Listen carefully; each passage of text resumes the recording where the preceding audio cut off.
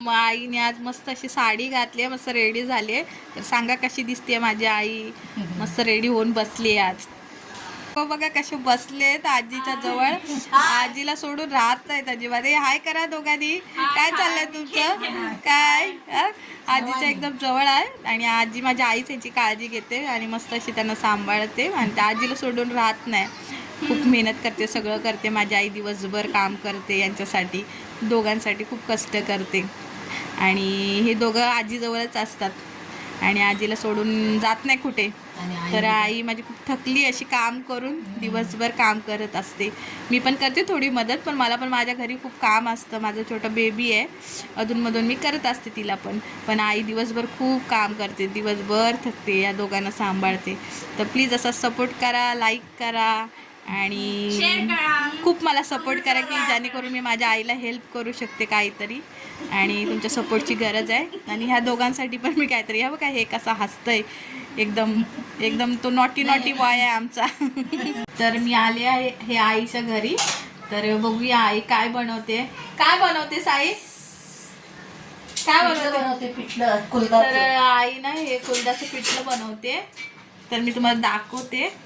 तर हे बघा मस्त असं कुळदाचं पिठलं बनवते. हे जे कोकणातले आहेत ना त्यांना माहिती आहे कुळदाचं पिठलं आणि आमचं खूप सर्वांचं फेवरेट आहे. तर आई असं बघा, ही आई करते कुळदाचं पिठलं बनवते मस्त. आणि काय बनवणार आहे त्याच्याबरोबर? भाजी बनवणार, भाकरी बनवणार आहे. तर मी तुम्हाला दाखवते थोड्या वेळात भाकरी बनवेल ती.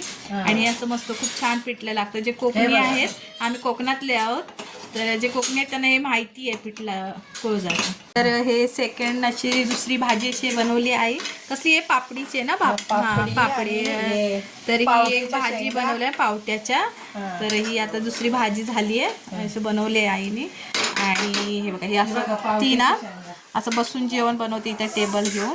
तिला जास्त वेळ असं उभं नाही ना राहता येत, मग ती असं थोडा वेळ बसते ह्या स्टूलावर आणि इथं जेवण बनवते.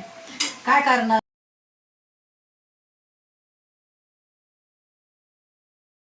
हे बघा, हे माझी ना आई अशी तांदळाची भाकरी बनवते. तिकडे पण अशा बनवून ठेवल्या नाही भाकऱ्या मस्त अशा. आणि आता मी याच्यावर पिठलं आणि भाकरी खाणार. तुम्हाला पिठी डाळ दाखव.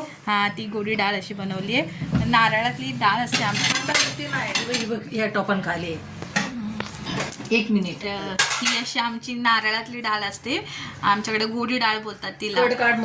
तर गोडी डाळ बोलतात तिला नारळामध्ये. तर मी तुम्हाला नंतर ना सविस्तर अशी प्रॉपर रेसिपी बनवताना दाखवेन.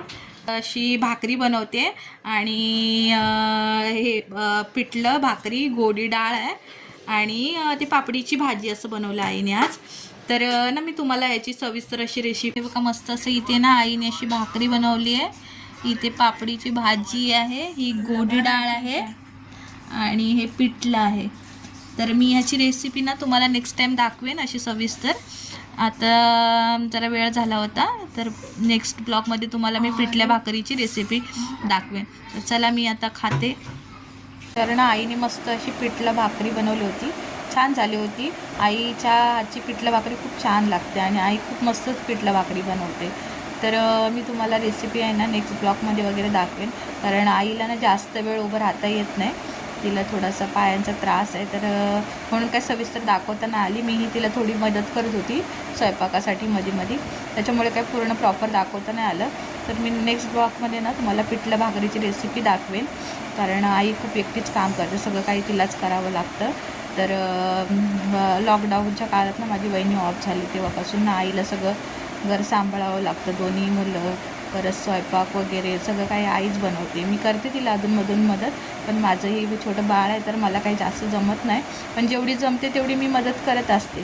तर प्लीज मला ना सपोर्ट करा आणि सबस्क्राईब पण करा आणि खूप सपोर्ट करा. तुमच्या सपोर्टची गरज आहे. कारण ना मी ना म्हणजे गेली 2 वर्षापासून ना जॉबला नाही आहे आणि माझा बेबी झाला तेव्हापासून मी घरीच आहे. तर मला ना फायनान्शियल असं आईला काही मदत करता येत नाही, जेणेकरून ना मी आईला मदत करेन आणि एखादी म्हणजे कामवाली वगैरे आईला लावून देईन, म्हणजे तिचं थोडंसं काम इझी होईल. कारण तिलाही खूप जमत नाही आहे, तिला खूप त्रास होतो आहे.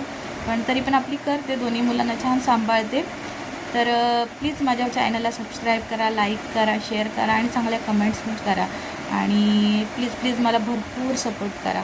तर बाय.